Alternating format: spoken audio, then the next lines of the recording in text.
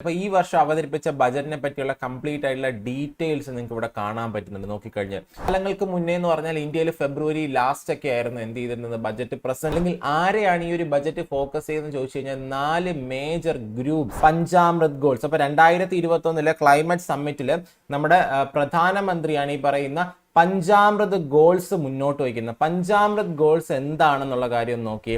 Hi all, കഴിഞ്ഞ ദിവസം നമ്മുടെ union finance minister Nirmala Sitharaman 2024 വേണ്ടിയുള്ള ഇന്ററിം ബഡ്ജറ്റ് പ്രസന്റ് ചെയ്തായിരുന്നു. അപ്പൊ നമ്മൾ പലപ്പോഴും ന്യൂസിലൊക്കെ കാണുന്ന ഒരു ടേം ആണ് ഇന്ററിം ബഡ്ജറ്റ് അല്ലേ. അപ്പൊ ലാസ്റ്റ് ഡേ പ്രസന്റ് ചെയ്ത ബഡ്ജറ്റ് ഒരു ഇന്ററിം നേച്ചറിലുള്ള ബഡ്ജറ്റ് ആയിരുന്നു, ഇടക്കാല ബഡ്ജറ്റ് ആയിരുന്നു എന്നുള്ള കാര്യം നമുക്കറിയാം അല്ലെ.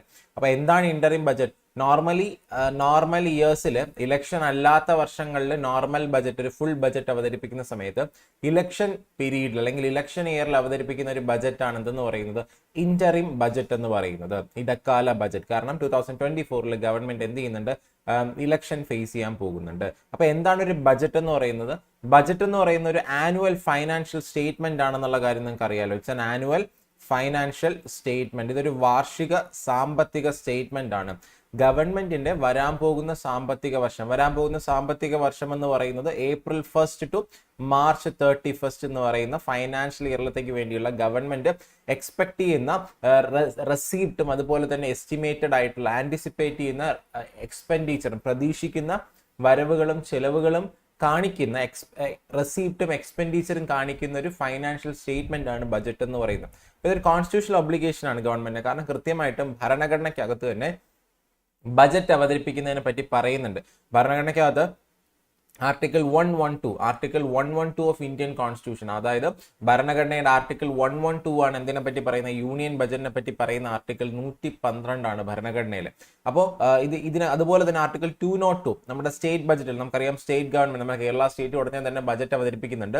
എല്ലാ സ്റ്റേറ്റുകളും ബജറ്റ് അവതരിപ്പിക്കും. അപ്പോൾ സ്റ്റേറ്റ് ബജറ്റിനെ പറ്റി പറയുന്നത് ആർട്ടിക്കിൾ 202 ആണ്. യൂണിയൻ ബജറ്റിനെ പറ്റി ആർട്ടിക്കിൾ 112. അപ്പം നിങ്ങളൊരു കാര്യം നോക്കിക്കഴിഞ്ഞാൽ കോൺസ്റ്റിറ്റ്യൂഷനകത്ത് എവിടെയും തന്നെ ബജറ്റ് എന്ന് പറയുന്ന ടേം പറയുന്നില്ല. പക്ഷെ ഇവിടെ യൂസ് ചെയ്യുന്ന ടേം നമ്മൾ നേരത്തെ പറഞ്ഞ പോലെ ആനുവൽ ഫൈനാൻഷ്യൽ സ്റ്റേറ്റ്മെന്റ് ആണ്. നമ്മുടെ ഭരണഘടനയ്ക്കകത്ത് കോൺസ്റ്റിറ്റ്യൂഷനകത്ത് ആനുവൽ ഫൈനാൻഷ്യൽ സ്റ്റേറ്റ്മെന്റ് എന്ന് പറയുന്ന ടേം ആണ് യൂസ് ചെയ്യുന്നത്, ബജറ്റ് എന്ന് പറയുന്ന ടേം അല്ല. പക്ഷേ ബജറ്റിനെ പറ്റി അതിനകത്ത് മെൻഷൻ ചെയ്യുന്നുണ്ട് എന്നുള്ളൊരു കാര്യം നിങ്ങൾ എന്ത് ചെയ്യുക, ഓർത്തിരിക്കുക. നമ്മൾ പറഞ്ഞ പോലെ തന്നെ it's an annual financial statement അല്ലേ. ബജറ്റ് എന്ന് പറയുന്ന ഒരു ആനുവൽ ഫൈനാൻഷ്യൽ സ്റ്റേറ്റ്മെന്റ് ആണ്. അപ്പോൾ അതിനെ പറ്റിയുള്ള കാര്യങ്ങൾ നിങ്ങൾ നോക്കിക്കഴിഞ്ഞാൽ വെബ്സൈറ്റിനകത്ത് കൃത്യമായിട്ട് നിങ്ങൾക്ക് കാണാൻ പറ്റുന്നതാണ് ഇങ്ങനെ annual financial statement, finance bill. അപ്പോൾ ഈ വർഷം അവതരിപ്പിച്ച ബജറ്റിനെ പറ്റിയുള്ള കംപ്ലീറ്റ് ആയിട്ടുള്ള ഡീറ്റെയിൽസ് നിങ്ങൾക്ക് ഇവിടെ കാണാൻ പറ്റുന്നുണ്ട് നോക്കിക്കഴിഞ്ഞാൽ. അതുപോലെ നിങ്ങൾ ആ വെബ്സൈറ്റ് സന്ദർശിച്ചു കഴിഞ്ഞാൽ അപ്പോൾ അതിനകത്ത് നോക്കിക്കഴിഞ്ഞാൽ നിങ്ങൾക്ക് പ്രധാനമായിട്ടും മനസ്സിലാകുന്നത് ഈ വർഷത്തെ ബജറ്റ് എന്ന് പറയുന്ന ഒരു ഇന്ററിം ബജറ്റ് ആണ്. Interim budget for the period 2024-25, അതായത് ഇലക്ഷൻ നടക്കാൻ പോകുന്നു. 2019 ഇലക്ഷൻ നടക്കാൻ പോകുന്ന സമയത്തും ഗവൺമെന്റ് ഒരു ഇന്ററിം ബജറ്റ് പ്രസന്റ് ചെയ്തായിരുന്നു. അപ്പൊ എന്താണ് ഒരു ഇന്ററിം ബജറ്റും നോർമൽ ബജറ്റും തമ്മിലുള്ള വ്യത്യാസം നിങ്ങൾ മനസ്സിലാക്കുക. ഇന്ററിം ബജറ്റ് എന്ന് പറയുന്ന ഒരു ഷോർട്ട് പീരീഡിലത്തേക്ക്, അതായത് പുതിയൊരു ഗവൺമെന്റ് വരാൻ പോകും. നമുക്കറിയാം ജൂലൈയിൽ പുതിയ ഗവൺമെന്റ് ഇപ്പൊ നമ്മുടെ ഫൈനാൻസ് മിനിസ്റ്റർ തന്നെ അനൗൺസ് ചെയ്തായിരുന്നു. അവരുടെ എന്താണ് ആത്മവിശ്വാസം പ്രകടിപ്പിക്കുന്ന രീതിയിൽ എന്ത് പറഞ്ഞു, ജൂലൈയിൽ നമ്മുടെ ഗവൺമെന്റ് തന്നെ വരുമെന്നുള്ള ഒരു അനൗൺസ്മെന്റ് നടത്തുന്നുണ്ട്. അതിന്റെ അർത്ഥം ജൂലൈ പുതിയ ഗവൺമെന്റ് അധികാരം ഏറ്റെടുക്കും. അപ്പോൾ ഒരു ഏപ്രിൽ, മെയ്, ജൂൺ, ജൂലൈ ഒരു 4 മന്ത്സിലത്തേക്ക് വേണ്ടി താൽക്കാലികമുണ്ട്. കാരണം ആ സമയത്ത് ഗവൺമെന്റ് ഇല്ല. ഒരു താൽക്കാലികമായിട്ട് എന്ത് ചെയ്യുന്നുണ്ട്, ഒരു നമ്മുടെ രാജ്യത്തെ ചിലവുകൾ മീറ്റ് ചെയ്യാൻ വേണ്ടിയിട്ടുള്ള ഒരു താൽക്കാലികമായിട്ടുള്ള ഒരു ബജറ്റ് എന്നുള്ള രീതിയിലാണ് ഇന്ററിം ബജറ്റ്, ഇടക്കാല ബജറ്റ് അവതരിപ്പിക്കുന്നത്. ഇതിന് നമുക്ക് വേണമെങ്കിൽ വോട്ട് ഓൺ അക്കൗണ്ട് എന്നും പറയാം. വോട്ട് ഓൺ അക്കൗണ്ട് എന്ന് പറയുന്ന ടേം നിങ്ങൾ ബജറ്റ് എന്ന് പറയുന്ന പോർഷൻ പഠിക്കുന്ന സമയത്ത്, ബജറ്റിനെ പറ്റി പഠിക്കുന്ന സമയത്ത്, നിങ്ങൾ ഫിസ്ക്കൽ പോളിസി ഒക്കെ പഠിക്കുന്ന സമയത്ത് നോക്കുന്ന ഒരു ടേം ആണ് വോട്ട് ഓൺ അക്കൗണ്ട് എന്ന് പറയുന്നത് അല്ലേ. അപ്പൊ എന്താണ് ഈ ഒരു വോട്ട് ഓൺ അക്കൗണ്ട് എന്ന് പറഞ്ഞു കഴിഞ്ഞാൽ നമുക്കറിയാം ഈ ഒരു ബജറ്റ് പ്രോസസ് എന്ന് പറയുന്ന ഒരു ലോങ്, അതായത് ഒരു കുറെ മാസം നീണ്ടു നിൽക്കുന്ന ഒരു പ്രോസസ്സാണ് അല്ലെ. അപ്പൊ ഇതുകൊണ്ട് തന്നെ നോർമലി ഈ ഒരു ബജറ്റ് പാസ്സാക്കിയെടുക്കാൻ, ബജറ്റ് പാസ്സായാൽ മാത്രമേ ഗവൺമെന്റിന് ഫണ്ട് വിനിയോഗിക്കാൻ പറ്റത്തുള്ളൂ.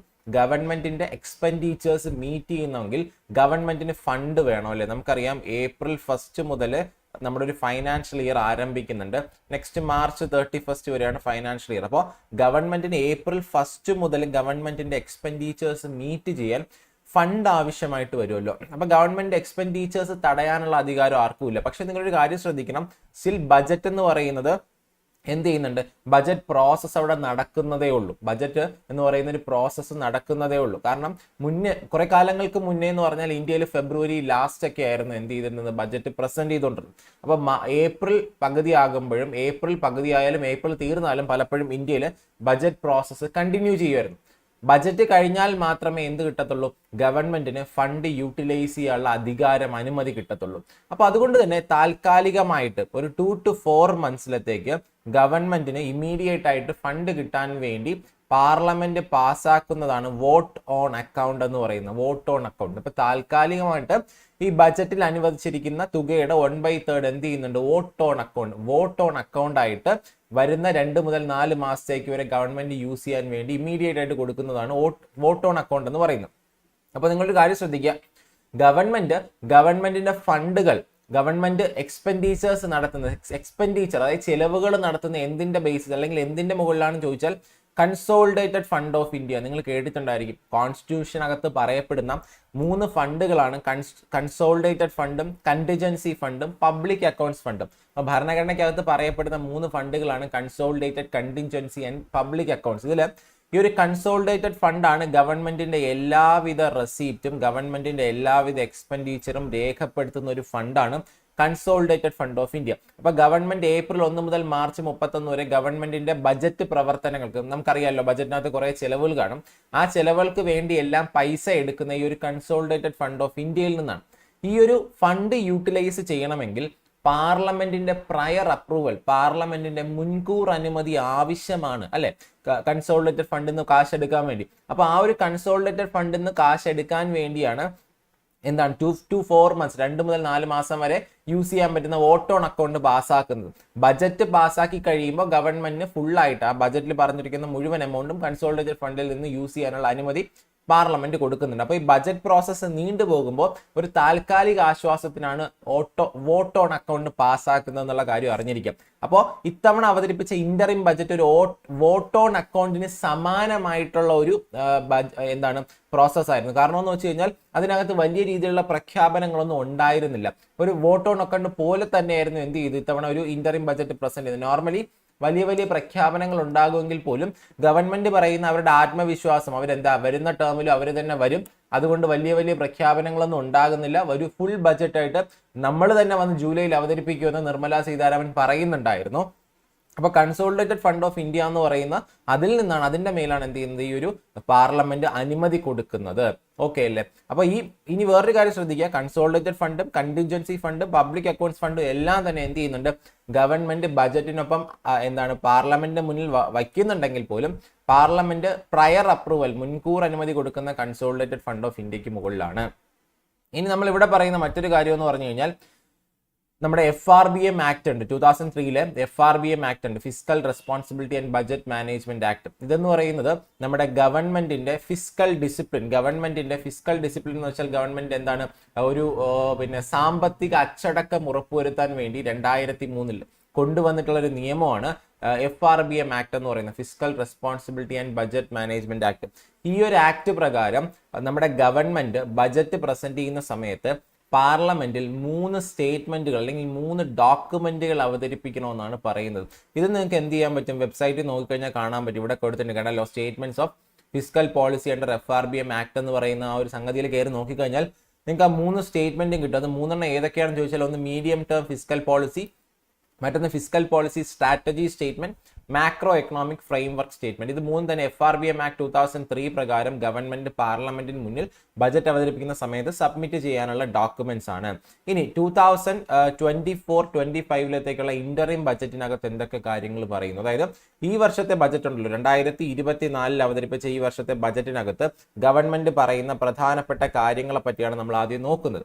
അപ്പൊ അതിൽ ഒന്നാമതായിട്ട് പറയുന്നത് വികസിത് ഭാരത് എന്ന് പറയുന്ന ഒരു കോൺസെപ്റ്റിനെ പറ്റി പറയുന്നുണ്ട് ഗവൺമെന്റ്. വികസിത് ഭാരത്, അതായത് ഡെവലപ്ഡ് ഇന്ത്യ 2047 കൂടി നമ്മളൊരു ഡെവലപ്ഡ് രാജ്യമായിട്ട് മാറുന്നു, വികസിത രാജ്യമായിട്ട് മാറുന്നു. അതാണ് വികസിത് ഭാരത് എന്ന് പറയുന്ന കോൺസെപ്റ്റ് കൊണ്ട് ഉദ്ദേശിക്കുന്നത്. അപ്പൊ വികസിത് ഭാരത്, നമുക്കറിയാം നമ്മളൊരു ഡെവലപ്ഡ് രാജ്യമല്ല, നമ്മൾ പല കാലങ്ങളായിട്ട് ഒരു ഡെവലപ്ഡ് രാജ്യമാകാനുള്ള ശ്രമം നടക്കുന്നു. അപ്പൊ 1947 ഇൻഡിപെൻഡൻസ് കിട്ടിയതിന് ശേഷം നമുക്കറിയാം ഒരു 100 വർഷം 2047 എന്ന് പറയുന്നത് ഒരു 100 വർഷം കഴിയുന്നതോടുകൂടി നമ്മൾ എന്ത് ചെയ്യുന്നുണ്ട്, ഒരു വികസിത് ഭാരത്, ഒരു ഡെവലപ്ഡ് രാജ്യമായിട്ട്, ഒരു ഡെവലപ്ഡ് ഇന്ത്യ ആയിട്ട് മാറുമെന്നാണ് ഈ ഒരു ബജറ്റ് പ്രതീക്ഷ വയ്ക്കുന്നത്. അപ്പൊ നിങ്ങൾക്കറിയാം, നമ്മളെ സ്വാതന്ത്ര്യം നേടി 75-ാം വർഷം 75th ആനിവേഴ്സറി ആഘോഷിക്കുന്ന സമയത്ത് നമ്മൾ ആ സമയത്താണ് ആസാദി കാ അമൃത് മഹോത്സവ ഒക്കെ ആഘോഷിക്കുന്നത്. അതിനുശേഷം നമ്മൾ പറഞ്ഞു ഇനിയുള്ള 25 വർഷം, അതായത് ഇന്ത്യ സ്വാതന്ത്ര്യം നേടുന്ന 100 വർഷത്തേക്ക് 75 മുതൽ 100 വരെയുള്ള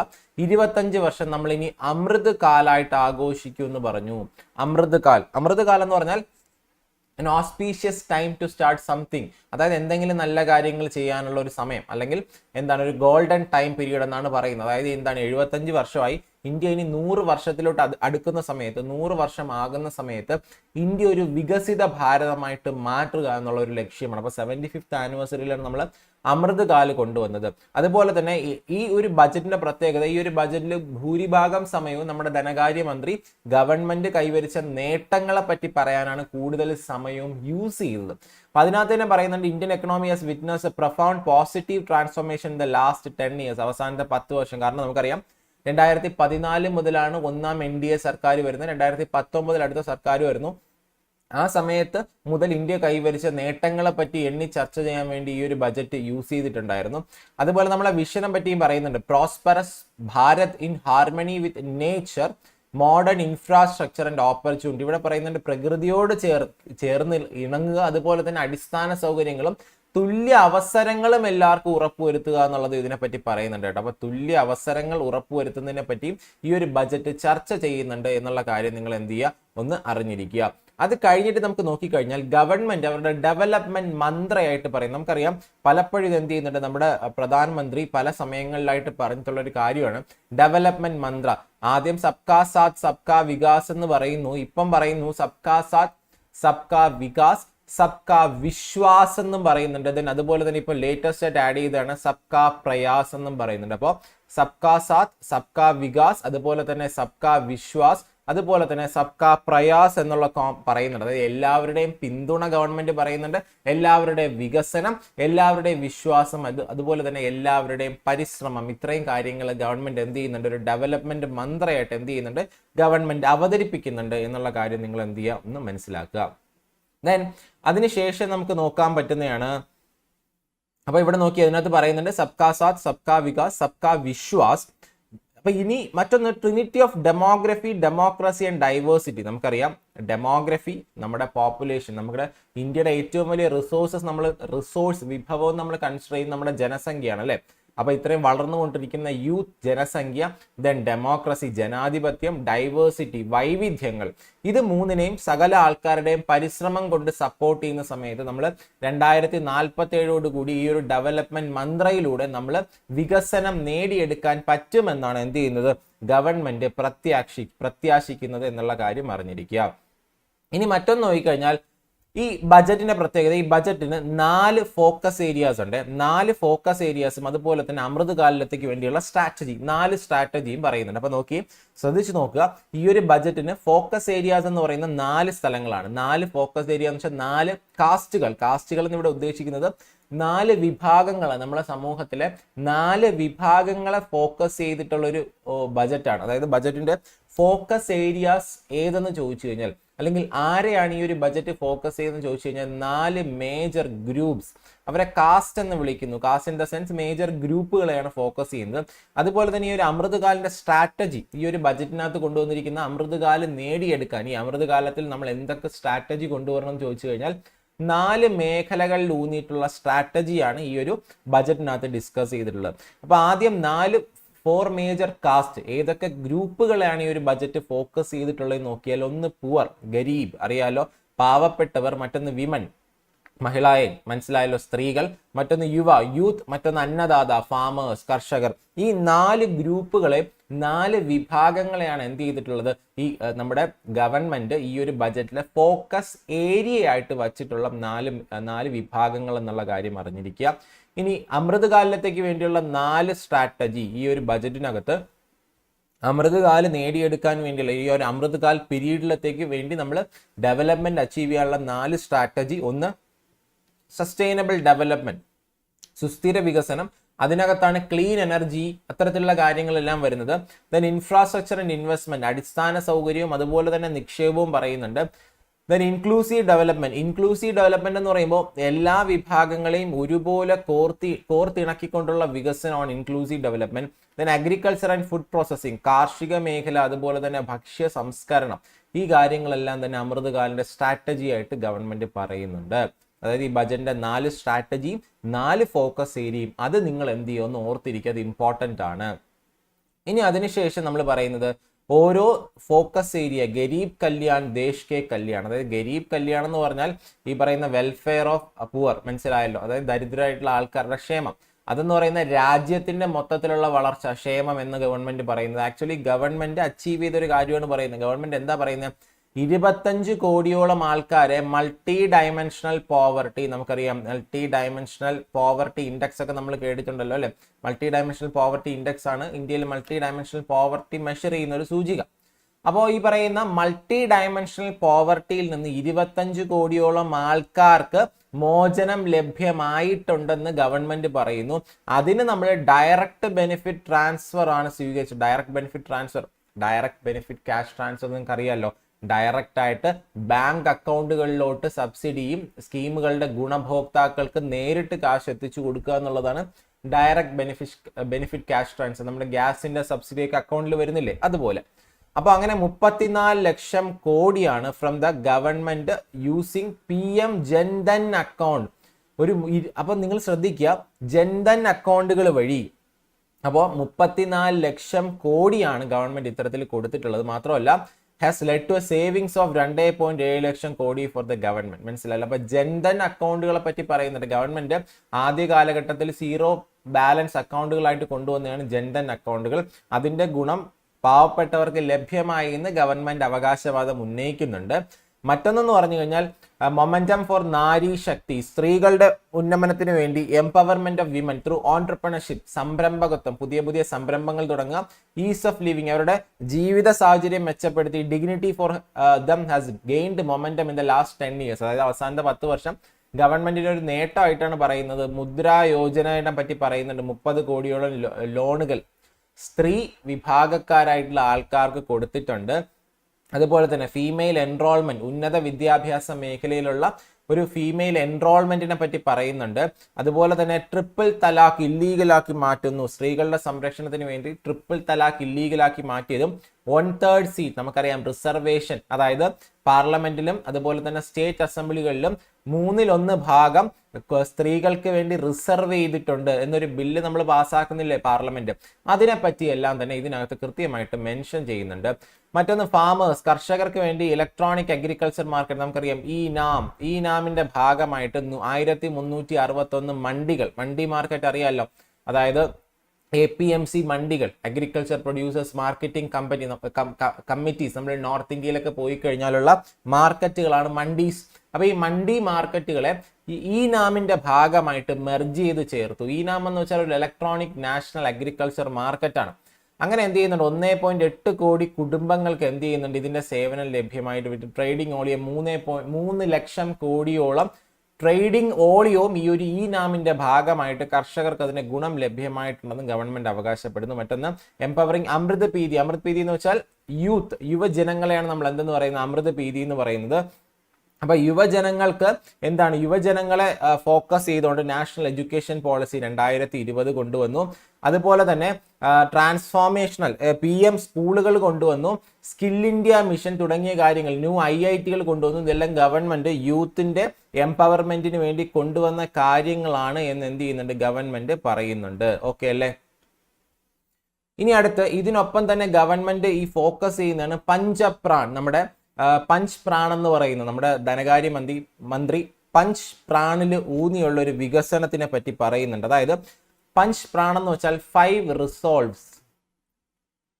റിസോൾവ്സ് ആയിട്ട് ഗവൺമെന്റ്, അതായത് ഡെവലപ്ഡ് ഇന്ത്യ, അതായത് അടുത്ത 25 വർഷത്തേക്ക് ഇന്ത്യയുടെ ഡെവലപ്മെന്റ് ഉറപ്പുവരുത്താനുള്ള 5 റിസോൾവുകളാണ് പഞ്ച് പ്രാൺ എന്ന് പറയുന്നത്. അപ്പൊ എന്തൊക്കെയാണ് പഞ്ച് പ്രാൺ? ഒന്ന്, ഗോൾ ഓഫ് ഡെവലപ്ഡ് ഇന്ത്യ എന്ന് പറയുന്ന ഒരു ലക്ഷ്യം നമ്മുടെ മനസ്സിൽ വേണം.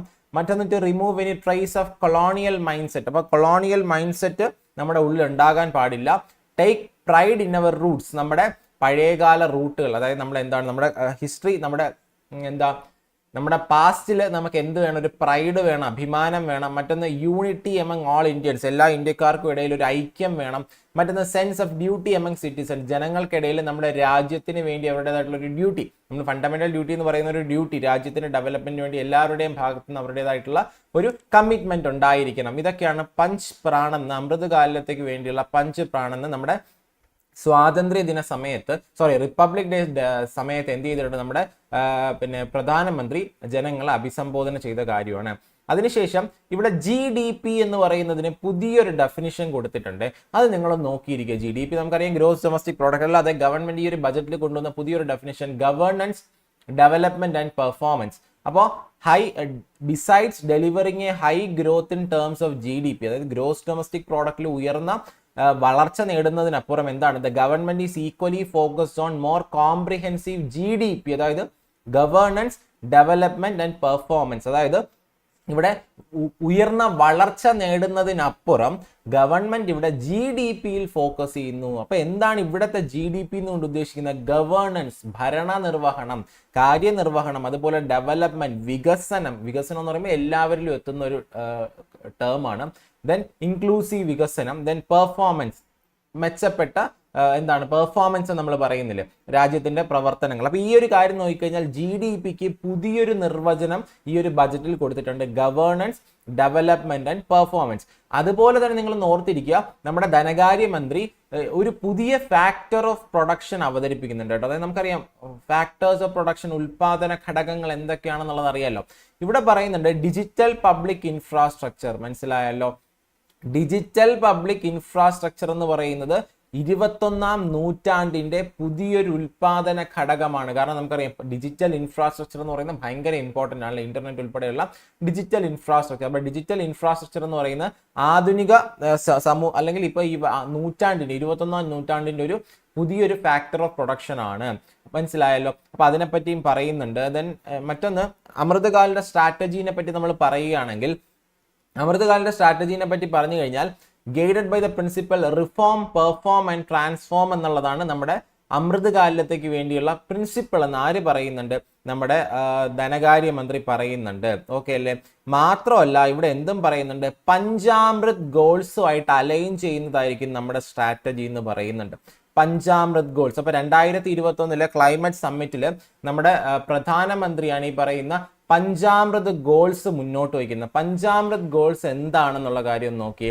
പഞ്ചാമൃത് ഗോൾസ് എന്ന് വെച്ചാൽ 5 പോയിന്റ് അജണ്ടയാണ് പഞ്ചാമൃത് ഗോൾസ് എന്ന് പറയുന്നത്. അതായത് നമ്മുടെ ഒരു സത്യം എന്താണെന്ന് ചോദിച്ചു കഴിഞ്ഞാൽ ഒരു എൻവയോൺമെന്റ് ഫ്രണ്ട്ലി ആയിട്ടുള്ള, അല്ലെങ്കിൽ ഈ പറയുന്ന പോലെ പരിസ്ഥിതി സൗഹാർദ്ദമായിട്ടുള്ള ഒരു വികസനത്തിന് വേണ്ടിയാണ് പഞ്ചാമൃത് ഗോൾസ്, അല്ലെങ്കിൽ ഒരു 5 പോയിന്റ് അജണ്ട ഗവൺമെന്റ് മുന്നോട്ട് വയ്ക്കുന്നത്.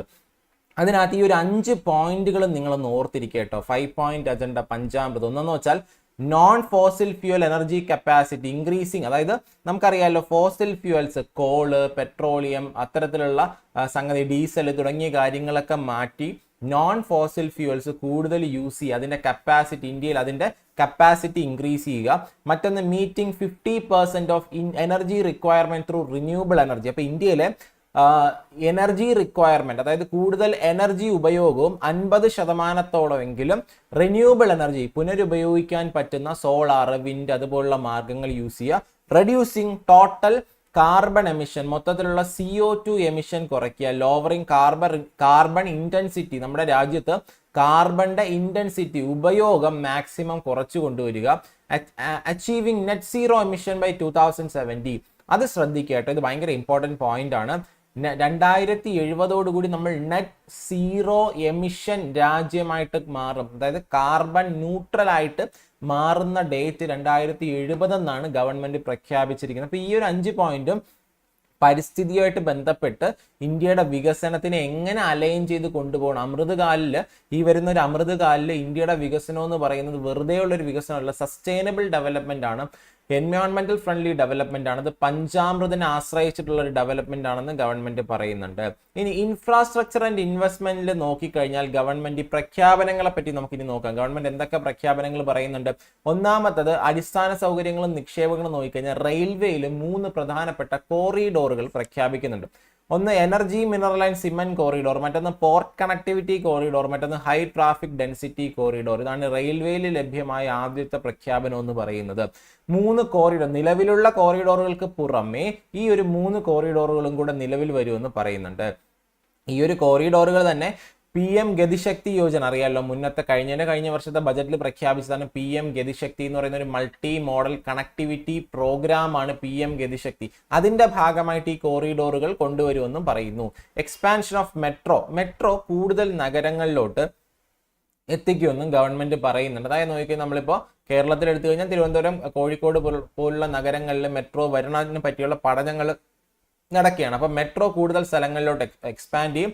ദെൻ നമോ ഭാരത്, ഈ ഒരു ട്രെയിനുകൾ നിങ്ങൾ കണ്ടിട്ടുണ്ടായിരിക്കും അല്ലെ, RRTS regional rapid transit system എന്ന് പറയുന്ന പുതിയ അർദ്ധ അതിവേഗ റെയിലുകളാണ് ഈ ഒരു നമോ ഭാരത് ട്രെയിനുകൾ എന്ന് പറയുന്നത്. മുകളിൽ കാണാൻ പറ്റുന്നില്ലേ നമോ ഭാരത് ട്രെയിനുകൾ.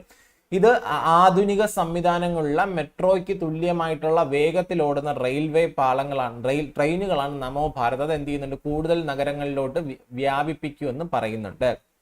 ദെൻ 41,000-ഓളം നിലവിലുള്ള നോർമൽ ബോഗികൾ, റെയിൽ ബോഗികളെ വന്ദേ ഭാരത് ബോഗികളാക്കി, വന്ദേ ഭാരത് നിലവാരത്തിലുള്ള ബോഗികൾ, നമുക്കറിയാലോ ജനങ്ങൾക്ക് കൂടുതൽ സേഫ്റ്റി അതുപോലെ തന്നെ കംഫർട്ടബിലിറ്റി ഉറപ്പുവരുത്തുന്നതാണ് വന്ദേ ഭാരത് ട്രെയിനുകൾ. വന്ദേ ഭാരത് ബോഗികൾക്ക് തുല്യമായിട്ടുള്ള ക്വാളിറ്റിയിലുള്ള ബോഗികളാക്കി 40,000-ത്തിലധികം ബോഗികളെ മാറ്റുമെന്നും ഈ ഒരു ബജറ്റിനകത്ത് പ്രഖ്യാപനം ഉണ്ടായിരുന്നു. ദെൻ അതുപോലെ നോക്കിയാൽ ഇൻക്ലൂസീവ് ഡെവലപ്മെന്റ് എന്ന് പറയുന്നത് രണ്ടാമത്തെ ഒരു പില്ലറാണ്. ഈ അമൃത് കാലിന്റെ രണ്ടാമത്തെ ഒരു സ്ട്രാറ്റജിയാണ്. അതിനകത്ത് നമുക്കറിയാം ഹെൽത്ത്, ആരോഗ്യ മേഖലയിൽ നമുക്കറിയാം സെർവിക്കൽ ക്യാൻസർ നമുക്ക് ഈ പറയുന്ന വാക്സിനേഷൻ വഴി പ്രിവെന്റ് ചെയ്യാൻ പറ്റുന്നതാണ്. സെർവിക്കൽ ക്യാൻസറിന്റെ വാക്സിനേഷൻ 9 മുതൽ 14 വയസ്സ് വരെയുള്ള പെൺകുട്ടികൾ ഉറപ്പാക്കുമെന്ന് പറയുന്നുണ്ട്. അതുപോലെ യുവിൻ പ്ലാറ്റ്ഫോം, നമുക്കറിയാം കോവിൻ എന്ന് പറയുന്ന ഒരു പ്ലാറ്റ്ഫോം ഉണ്ടായിരുന്നു അല്ലെ, കോവിഡ് വാക്സിനേഷന്റെ പ്ലാറ്റ്ഫോം ആയിരുന്നു. അതേ ഒരു മാതൃകയിൽ യുവിൻ പ്ലാറ്റ്ഫോം നമുക്കറിയാം ഇപ്പൊ ഇത്തരത്തിലുള്ള ഇമ്മ്യൂണൈസേഷൻ നമുക്ക് മിഷൻ ഇന്ദ്രധനുഷിനെ കുറച്ചും കൂടെ വേഗത്തിൽ ഈ ഒരു പ്ലാറ്റ്ഫോം വഴി കൊണ്ടുപോകാൻ പറ്റുമെന്ന് ഗവൺമെന്റ് കരുതപ്പെടുന്നുണ്ട്. ദെൻ ആയുഷ്മാൻ ഭാരത് നമുക്കറിയാമല്ലോ, പ്രധാനമന്ത്രി ജൻ ആരോഗ്യ യോജന ആണ്. ആയുഷ്മാൻ ഭാരത് എന്ന് പറയുന്നത് എന്താ, നമുക്കിപ്പോൾ 5 ലക്ഷം രൂപ വരെ ഇൻഷുറൻസ് കിട്ടുന്ന ഒരു സൗജന്യ ഇൻഷുറൻസ് കിട്ടുന്ന ഒരു ഗവൺമെന്റിന്റെ ഒരു പദ്ധതിയാണ് ആയുഷ്മാൻ ഭാരത്. ആയുഷ്മാൻ ഭാരതിനകത്ത് ആശാ വർക്കേഴ്സിന്റെയും അതുപോലെ അംഗൻവാടി വർക്കേഴ്സിന്റെയും ഹെൽപ്പേഴ്സിനെയും കൂടെ ഉൾപ്പെടുത്താൻ വേണ്ടി ഗവൺമെന്റ് തീരുമാനിച്ചു. അപ്പോൾ ആയുഷ്മാൻ ഭാരത് സ്കീമിനകത്ത് ഇന്ത്യക്കകത്തുള്ള മുഴുവൻ ആശാ വർക്കറും അംഗൻവാടി വർക്കേഴ്സും ഹെൽപ്പേഴ്സും ആയുഷ്മാൻ ഭാരത് സ്കീമിൽ ഉൾപ്പെടുമെന്ന് ഒരു പ്രധാനപ്പെട്ട പ്രഖ്യാപനം ഉണ്ടായി. ദെൻ ടൂറിസം മേഖല നോക്കിക്കഴിഞ്ഞാൽ സംസ്ഥാനങ്ങൾ എന്ത് ചെയ്യുന്നുണ്ട്, ആ സംസ്ഥാനങ്ങളുടെ ഏറ്റവും പ്രധാനപ്പെട്ട ടൂറിസം ഡെസ്റ്റിനേഷനെ വികസിക്കാൻ, ഒരു ഗ്ലോബൽ സ്കെയിലിൽ വികസിപ്പിക്കാൻ വേണ്ടിയിട്ടുള്ള പാക്കേജുകൾ സംസ്ഥാനങ്ങൾക്ക് അവരെ പ്രൊമോട്ട് ചെയ്യുമെന്നും ഗവൺമെന്റ് പറയുന്നുണ്ട്. ഇനി ഈ ഒരു ഫോട്ടോ നിങ്ങൾ എല്ലാവരും കണ്ടിട്ടുള്ളതാണ് അല്ലെ. ഈ ഒരു ഫോട്ടോ കാരണം കുറച്ച് ദിവസങ്ങളായിട്ട് നമ്മുടെ പ്രത്യേകിച്ച് നോക്കിക്കഴിഞ്ഞാൽ നമ്മുടെ ഇന്ത്യ മാലിദ്വീപ് വിഷയം എന്ന് പറയുന്ന വളരെയധികം ന്യൂസുകളിൽ ചർച്ചയായ ഒരു വിഷയമാണ്. ഈ ഒരു ഫോട്ടോ ആണ് പ്രധാനമായിട്ടും എന്ത് ചെയ്യുന്നത്, നമ്മുടെ പ്രധാനമന്ത്രി ലക്ഷദ്വീപിൽ ഇരിക്കുന്ന ഒരു ഫോട്ടോയാണ്.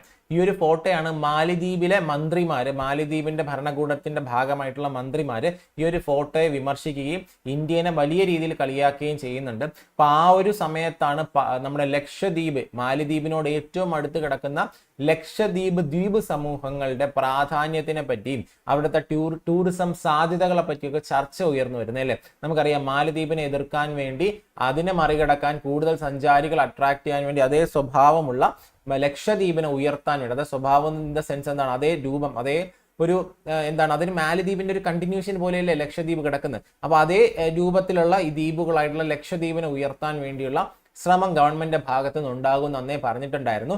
ഈ ഒരു ബജറ്റിന് ലക്ഷദ്വീപിന്റെ പേരെടുത്ത് പറഞ്ഞിട്ട് ഡൊമസ്റ്റിക് ടൂറിസത്തിന്റെ പ്രൊമോഷന് വേണ്ടി കണക്ടിവിറ്റി ഉറപ്പാക്കുന്നു, പോർട്ട് പ്രോജക്റ്റുകൾ, അതായത് മനസ്സിലായല്ലോ, തുറമുഖം വഴിയുള്ള കണക്ടിവിറ്റി, അതുപോലെ തന്നെ അടിസ്ഥാന സൗകര്യം, നമ്മൾ ഐലൻഡുകളുടെ അടിസ്ഥാന സൗകര്യം മെച്ചപ്പെടുത്തും, അതിനകത്ത് ലക്ഷദ്വീപും ഉൾപ്പെടുമെന്ന് പറഞ്ഞു. അപ്പൊ ലക്ഷദ്വീപിൽ ഫോക്കസ് കൊടുക്കുന്നു എന്നുള്ള കാര്യം. അപ്പൊ ഒരു പൊളിറ്റിക്കൽ സ്റ്റേറ്റ്മെന്റ് അപ്പുറം എന്ത് ചെയ്യുന്നുണ്ട്, ഒരു ഡെവലപ്മെന്റ് പെർസ്പെക്റ്റീവിലും ലക്ഷദ്വീപിനെ കാണുന്നു എന്നുള്ള കാര്യം എന്ത് ചെയ്യുക, മനസ്സിലാക്കുക. കാരണം മാലദ്വീപ് എന്ന് പറയുന്ന അത്യാവശ്യം വലിയ രീതിയിൽ വിദേശ സഞ്ചാരികളെ ആകർഷിക്കാൻ പറ്റുന്ന, വലിയ രീതിയിൽ ടൂറിസം വഴി വിദേശ നിക്ഷേപം, വിദേശ നാണ്യം നേടിക്കൊടുക്കുന്ന ഒരു മേഖലയാണ് മാലിദ്വീപിൽ ടൂറിസം. അപ്പൊ ലക്ഷദ്വീപ് അതേ രീതിയിൽ വികസിച്ചു കഴിഞ്ഞാൽ ഉറപ്പായി നമ്മളൊരു കാരണം ഈ മാലദ്വീപിനെക്കാളും ചിലവ് കുറഞ്ഞ രീതിയിൽ ലക്ഷദ്വീപിൽ നമുക്ക് സൗകര്യങ്ങൾ ഒരുക്കി കൊടുത്താൽ എന്ത് ചെയ്യാൻ പറ്റും? കൂടുതൽ വിദേശ സഞ്ചാരികളെ ആകർഷിക്കും, വിദേശ നാണ്യം നേടിത്തരും എന്നുള്ള കാര്യത്തിൽ യാതൊരു ഡൗട്ടും നമുക്കില്ല. ഇനി അടുത്ത് പറയാൻ പറ്റുന്ന ഹൗസിംഗ് എന്ന് പറഞ്ഞാൽ ഈ മിഡിൽ ക്ലാസ്, അതായത് റെന്റഡ് ഹൗസുകളിൽ, സ്ലമ്മുകളിൽ, ചോൾസ്, ഇതാണ് ചോൾസ് എന്ന് പറയുന്നത്. നിങ്ങൾ കണ്ടിട്ടുണ്ടായിരിക്കും. ഈ പറയുന്ന നമ്മൾ പല നമ്മളിപ്പോൾ പറഞ്ഞ ബോളിവുഡ് സിനിമകളൊക്കെ കാണുന്ന സമയത്ത് ഇത്തരത്തിലുള്ള മുംബൈയിലൊക്കെ പോയി കഴിഞ്ഞാൽ, കൊൽക്കത്തയിലൊക്കെ പോയി കഴിഞ്ഞാൽ ഇത്തരത്തിലുള്ള ചേരികൾ പോലുള്ള സ്ഥലങ്ങളിൽ ഇത്തരത്തിലുള്ള വീടുകൾ കാണാൻ പറ്റും അല്ലേ? അപ്പോൾ ഇത്തരത്തിലുള്ള വീടുകളാണ് ചോൾസ്. അതുപോലെ തന്നെ അൺഓതറൈസ്ഡ് കോളനിയിലൊക്കെ താമസിക്കുന്ന മിഡിൽ ക്ലാസ്സിൽപ്പെട്ട ആൾക്കാർക്ക് സ്വന്തമായിട്ടൊരു വീട് വയ്ക്കണമോ വീട് വാങ്ങണമോ എന്നുണ്ടെങ്കിൽ അതിന് വേണ്ടിയുള്ള ഒരു സ്കീം ഗവൺമെന്റ് കൊണ്ടുവരാൻ പോകുന്നു എന്നാണ് ഗവൺമെന്റ് ഒരു ബജറ്റിൽ അനൗൺസ് ചെയ്യുന്നത്. അതുപോലെ തന്നെ റൂഫ് ടോപ്പ് സോളറൈസേഷൻ, പുറപ്പുറ സൗരോർജം, അതായത് നമ്മുടെ വീടിന് മുകളിൽ സൗരോർജ പ്ലാന്റുകൾ സെറ്റപ്പ് ചെയ്യാൻ വേണ്ടി, സൗരോർജ പാനലുകൾ സെറ്റപ്പ് ചെയ്യാൻ വേണ്ടിയുള്ള ഗവൺമെന്റിന്റെ ഭാഗത്ത് നിന്ന്, അതായത് അങ്ങനെ പാവപ്പെട്ട ആൾക്കാർക്ക് വീടിന് മുകളിൽ സൗരോർജ പാനലുകൾ, സോളാർ പാനലുകൾ സെറ്റപ്പ് ചെയ്യുന്നതിന്റെ ഭാഗമായിട്ട് അവർക്ക് 300 യൂണിറ്റോളം വൈദ്യുതികളാണ് എല്ലാ മാസവും സൗജന്യമായിട്ട് ലഭിക്കുക. കാരണം നിലവിൽ അവർ ഇലക്ട്രിസിറ്റി പ്രൊവൈഡ് ചെയ്യുന്ന കമ്പനികൾക്ക് പൈസ കൊടുത്തിട്ടായിരിക്കും എന്ത് ഈ പറയുന്ന പോലെ ഇലക്ട്രിസിറ്റി മേടിക്കുക. ഇനി എന്ത് ചെയ്യും? സൗജന്യമായിട്ട് അവർക്ക് എന്ത് ചെയ്യാൻ പറ്റും? മേടിക്കാൻ പറ്റും. മാത്രമല്ല അവരുടെ ഉപയോഗം കഴിഞ്ഞ് ബാക്കി വരുന്ന ഇലക്ട്രിസിറ്റി അവർക്ക് എന്ത് ചെയ്യാൻ പറ്റും? ഈ പറയുന്ന പോലെ ഡിസ്ട്രിബ്യൂഷൻ കമ്പനികൾക്ക് വിതരണം ചെയ്യാനും പറ്റും.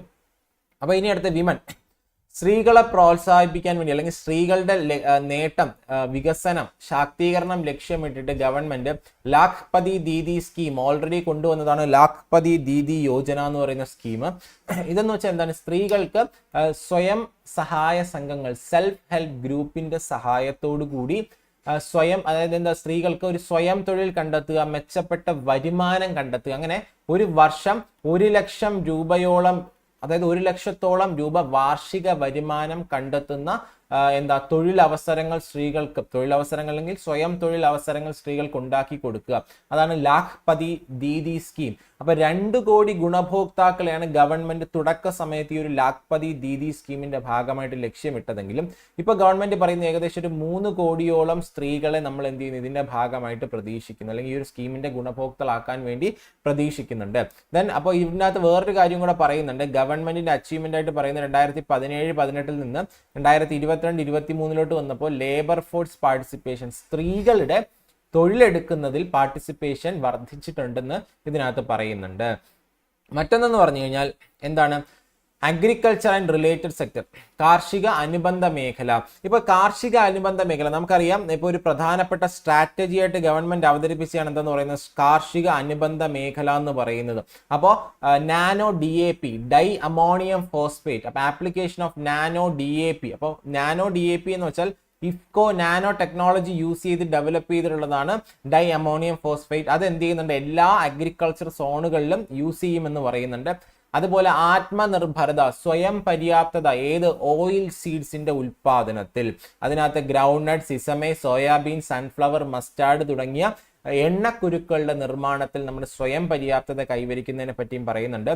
ദെൻ ഡയറി ഫാമേഴ്സ്, നമുക്കറിയാം ക്ഷീരവികസനം, മിൽക്ക് പ്രൊഡക്ഷൻ ഇൻക്രീസ് ചെയ്യാൻ വേണ്ടിയിട്ട് നിലവിൽ ഒരുപാട് പ്രോഗ്രാമുകളുണ്ട്. അതിന് പുറമെ ഒരു കോംപ്രിഹെൻസീവ് പ്രോഗ്രാം ഡയറി ഫാമേഴ്സിനെ സപ്പോർട്ട് ചെയ്യാൻ വേണ്ടി കൊണ്ടുവരുന്നതിനെ പറ്റി ഗവൺമെന്റ് ആലോചിക്കുന്നുണ്ട്. മറ്റൊന്ന് എൻവയോൺമെന്റ് ആൻഡ് ക്ലീൻ എനർജി. അപ്പൊ നിങ്ങൾ ശ്രദ്ധിക്കാനുള്ള കാര്യം 2070 നമ്മൾ പറഞ്ഞതാണ്, പഞ്ചാമൃത് പറഞ്ഞ സമയത്ത് നമ്മൾ പറഞ്ഞൊരു കാര്യമാണ്. എന്താണ്? നെറ്റ് സീറോ 2070 കാർബൺ ന്യൂട്രൽ ആയിട്ട് മാറാനാണ് ഇന്ത്യ ശ്രമിക്കുന്നത് 2070 അതുപോലെ ഇലക്ട്രിക് വെഹിക്കിളിനെ പ്രോത്സാഹിപ്പിക്കുന്നു. ഈ ബസ്സുകൾ, പബ്ലിക് ട്രാൻസ്പോർട്ടേഷന്റെ ഭാഗമായി ഇലക്ട്രിക് ബസ്സുകളെ പ്രോത്സാഹിപ്പിക്കുന്നു. ദെൻ അതുപോലെ തന്നെ എന്ത് ചെയ്യുന്നുണ്ട്? ബ്ലൂ എക്കണോമിനെ പറ്റി പറയുന്നുണ്ട്. പിന്നെ ഇത്തരത്തിലുള്ള കാര്യങ്ങൾ എൻവയോൺമെന്റ് ആൻഡ് ക്ലീൻ എനർജിക്കകത്ത് പറയുന്നുണ്ട്. ദെൻ FDI 2014-23 എന്ന് പറയുന്നത് 2005-14 കാലഘട്ടത്തിനേക്കാളും 2 ഇരട്ടിയോളം വിദേശത്തു നിന്നുള്ള നിക്ഷേപം ഇങ്ങോട്ട് വന്നിട്ടുണ്ട്. അത് ഗവൺമെന്റിന്റെ ഒരു പൊളിറ്റിക്കൽ സ്റ്റേറ്റ്മെന്റ് ആയിട്ട് നമുക്ക് വേണമെങ്കിൽ പറയാവുന്നതാണ്. അതുപോലെ തന്നെ കൂടുതൽ വിദേശ നിക്ഷേപങ്ങൾ ആകർഷിക്കാൻ വേണ്ടി ഗവൺമെന്റ് ബൈലാറ്ററൽ ഇൻവെസ്റ്റ്മെന്റുകൾ പ്രൊമോട്ട് ചെയ്യാൻ ബൈലാറ്ററൽ ട്രീറ്റീസ് സൈൻ ചെയ്യുന്നുണ്ട് എന്നുള്ള കാര്യവും ഇതിനകത്ത് പറയുന്നുണ്ട്. ഇനി മറ്റൊന്ന് നോക്കിക്കഴിഞ്ഞാൽ 50 വർഷത്തേക്കുള്ള ഇൻട്രസ്റ്റ് ഫ്രീ ലോണുകൾ തുടരും എന്നുള്ള കാര്യം, അതായത് സംസ്ഥാനങ്ങളുടെ ക്യാപിറ്റൽ എക്സ്പെൻഡിച്ചറിന് വേണ്ടി, അതായത് ഇൻവെസ്റ്റ്മെന്റിനും ഇൻഫ്രാസ്ട്രക്ചറിനും വേണ്ടി 50 വർഷത്തേക്ക് ഇൻട്രസ്റ്റ് ഫ്രീ പലിശരഹിത വായ്പകൾ കൊടുക്കുമെന്ന് പറയുന്നുണ്ട്. മൊത്തം outlay in the sense expenditure ആണ്. ഔട്ട്ലേ ആയിട്ട് പ്രതീക്ഷിക്കുന്ന 1.3 ലക്ഷം കോടിയാണ്. അതുപോലെ തന്നെ ടാക്സ് സ്ട്രക്ചറിൽ വലിയ മാറ്റം ഒന്നും തന്നെ പറയുന്നില്ല. GSTയുടെ ടാക്സ് കിട്ടുന്ന GST വഴിയുള്ള ടാക്സേഷൻ അല്ലെങ്കിൽ ടാക്സ് ബോയൻസി ഇൻക്രീസ് ആയി എന്നുള്ള കാര്യം പറയുന്നുണ്ട്. അതുപോലെ തന്നെ monthly gross GST collection increase ചെയ്തിട്ടുണ്ടെന്നും പറയുന്നുണ്ട്. അല്ലാതെ ടാക്സ് സ്ട്രക്ചറിൽ വലിയ മാറ്റം ഉള്ളതായിട്ടൊന്നും ഇവിടെ പറയുന്നില്ല. ഇനി ഓരോ രൂപ കിട്ടുമ്പോൾ എവിടുന്ന് വന്നു, അല്ലെങ്കിൽ എന്താണ് ഗവൺമെന്റ് മൊത്തം റെസീപ്റ്റ് എവിടുന്നാണ് എന്നുള്ളത് നോക്കിക്കഴിഞ്ഞാൽ ഗവൺമെന്റ് റെസീപ്റ്റിന്റെ 28% ആണ് ബോറോയിങ്സ്. ഇവിടെ ഫിസ്ക്കൽ ഡെഫിസിറ്റ് കുറയ്ക്കുന്നതിനെ പറ്റി കൃത്യമായിട്ടും ഗവൺമെന്റ് മെൻഷൻ ചെയ്യുന്നുണ്ട്. ഫിസ്ക്കൽ ഡെഫിസിറ്റ് കുറയ്ക്കുന്നതിനെ പറ്റി കൃത്യമായിട്ട് ഗവൺമെന്റ് പറയുന്നുണ്ട്. ബോറോയിങ്സ് ആൻഡ് അതർ ലൈബിലിറ്റിയിൽ ഒരു കുറവുള്ളതായിട്ട് നമുക്ക് കാണാം. ഇൻകം ടാക്സ് ആണ് ഗവൺമെന്റ് ഏറ്റവും വലിയ നികുതി വരുമാനം എന്ന് പറയുന്നത്. GST ആണ് രണ്ടാമത്തെ ഏറ്റവും വലിയ ഗവൺമെന്റ് നികുതി വരുമാനം, 18%. അപ്പോൾ ഇനി ഗവൺമെന്റ് ചിലവുകൾ നമുക്ക് നോക്കിക്കഴിഞ്ഞാൽ ഏറ്റവും വലിയ ചിലവ് നിങ്ങൾക്ക് അറിയാം, ഇൻട്രസ്റ്റ് പേയ്മെന്റ് ആണ്, പലിശ അടവുകളാണ് ഗവൺമെന്റ് ഏറ്റവും വലിയ ഒറ്റ ചിലവുകൾ എന്ന് പറയുന്നത്. ഇനി അടുത്ത് ഏതൊക്കെ മന്ത്രാലയങ്ങൾക്ക്, ഏതൊക്കെ മിനിസ്ട്രീസിനാണ് ഗവൺമെന്റ് എമൗണ്ട്, അതായത് ഏറ്റവും കൂടുതൽ എമൗണ്ട് അനുവദിച്ചിട്ടുള്ള മിനിസ്ട്രീസ് ഏതൊക്കെയാണെന്ന് നോക്കുക. നമ്മളിവിടെ പറഞ്ഞു ഗവൺമെന്റ് ഏറ്റവും വലിയ ചിലവെന്ന് പറയുന്നത് ഇൻട്രസ്റ്റ് പേയ്മെന്റ് ആണെങ്കിലും ഗവൺമെന്റ് ഏറ്റവും കൂടുതൽ കാശ് സ്പെൻഡ് ചെയ്തിരിക്കുന്ന, അലോക്കേഷൻ നടത്തിയിരിക്കുന്നത് ഡിഫൻസ് മിനിസ്ട്രിക്കാണെന്നുള്ള കാര്യം ഒന്ന് അറിഞ്ഞിരിക്കട്ടെ. അപ്പൊ 2024 ഇന്ററിം ബജറ്റിന്റെ ഭാഗമായി ഗവൺമെന്റ് ഏറ്റവും കൂടുതൽ അലോക്കേഷൻ, ഏറ്റവും കൂടുതൽ എക്സ്പെൻഡിച്ചറിന് വേണ്ടി ഗവൺമെന്റ് സ്പെൻഡ് ചെയ്തിരിക്കുന്ന അലോക്കേഷൻ നടത്തിയിട്ടുള്ളത് മിനിസ്ട്രി ഓഫ് ഡിഫൻസ്, നമ്മുടെ പ്രതിരോധ മന്ത്രാലയത്തിനാണെന്നുള്ള കാര്യം ഓർത്തിരിക്കുക. രണ്ടാമതാണ് ministry of road transport and highway, MoRTH. അപ്പോൾ രണ്ടാമത്തെയാണ് എന്ത് ചെയ്യുന്നത്, മോർത്തിന് അനുവദിച്ചു കൊടുത്തിട്ടുള്ളത് എന്നുള്ള കാര്യം എന്ത് ചെയ്യുക, ഒന്ന് അറിഞ്ഞിരിക്കുക. അപ്പോൾ ഇത്രയാണ് നമ്മുടെ 2024 ഇന്ററിം ബജറ്റിനകത്ത് പറയപ്പെടുന്ന പ്രധാനപ്പെട്ട കാര്യങ്ങൾ.